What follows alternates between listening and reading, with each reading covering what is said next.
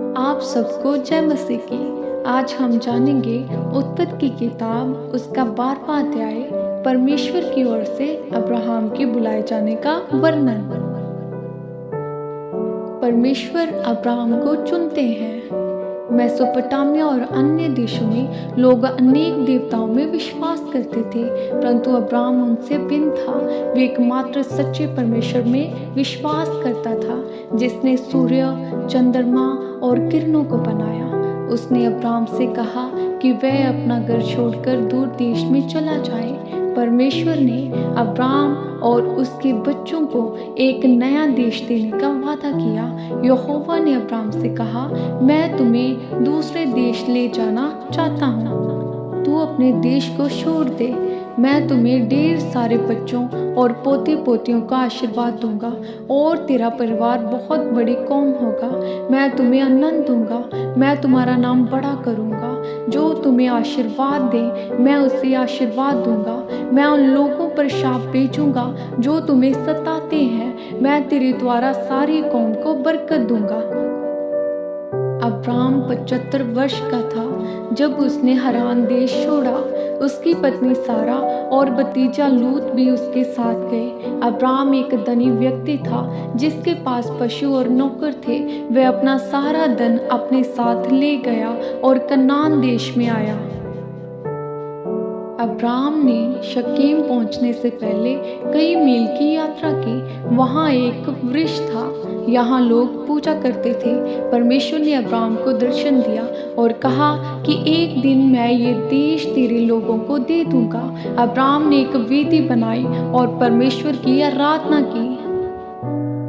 कनान को बाद में इज़राइल कहा गया। फिर परमेश्वर ने अब्राहम का नाम बदलकर अब्राहम रख दिया। अब्राहम का मतलब कई कौमों का पिता है और अब्राहम की पत्नी सारे का नाम बदलकर सारा रख दिया।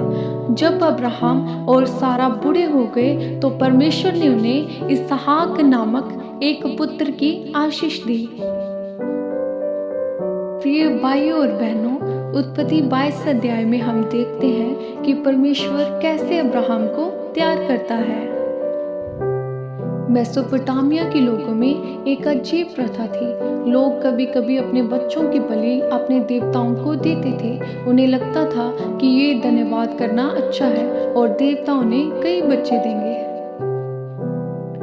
परमेश्वर अब्राहम की परीक्षा लेना चाहते थे और उन्होंने उसे बुलाया और कहा, मुझे पता है कि तुम अपने पुत्र को प्यार करते हो। उसे मोरिया देश ले जा। वहाँ मैं तुम्हें एक पहाड़ दिखाऊंगा और तुम उसे मेरे लिए बलिदान करोगे। अगली सुबह अब्राहम इसहाक को अपने साथ ले गया और मोरिया के पास पहुंचा। उसने अपने 2 नौकरों और गधे और लाठियों को भी साथ लिया। तीसरे दिन अब्राहम ने दूर से एक पहाड़ी देखी। तब उसने सेवकों से कहा, तुम यहीं ठहरो। मैं और बालक ऊपर जाके यहोवा को दंडवत करके लौट आएंगे। अब्राहम ने इसहाक पर लकड़ियां रखी। उसके पास एक छुरी और आग भी थी। इसहाक ने रास्ते में पूछा, पिताजी, हमारे पास लकड़ी और आग है, परंतु मेमना कहाँ है? अब्राहम ने कहा, हे मेरे बेटे, परमेश्वर समय मेमने का इंतजाम करेंगे। आखिरकार वे पहाड़ पर पहुंचे। अब्राहम ने एक वेदी बनाई और उस पर लकड़ियां रखी। उसने अपने पुत्र को बांधकर लकड़ियों के ऊपर लिटा दिया। फिर उसने अपने बेटे की बलि के लिए चाकू उठा लिया। परंतु परमेश्वर के दूत ने उसे स्वर्ग से पुकार कर कहा, अब्राहम, लड़के की कुर्बानी ना देना। अब मैं जान गया हूँ कि तुम अपने परमेश्वर का सम्मान करते हो और उसकी आज्ञाओं का पालन करते हो, क्योंकि तुम उसके लिए अपने पुत्र इसहाक की बलि चढ़ाने के लिए तैयार हो गए। तब अब्राहम ने एक और घने जंगल में मेमने के सींग झाड़ी में फंसे हुए देखे। तब अब्राहम ने इसहाक को लिया और मेमने को लेकर वेदी पर बलि किया।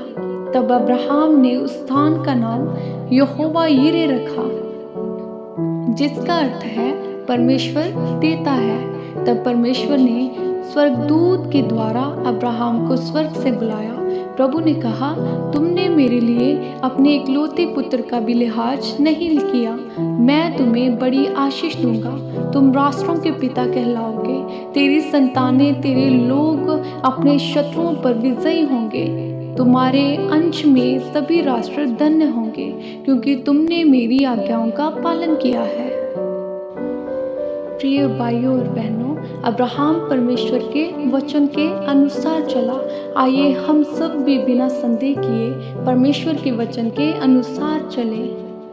संदेह करने वाला व्यक्ति परमेश्वर में बढ़ नहीं सकता, इसलिए बिना संदेह किए हुए अपने परमेश्वर के पीछे चले और परमेश्वर किसी भी प्रकार की गति हमारे जीवन में होने नहीं देंगे। आमीन। सबको जय मसीह की।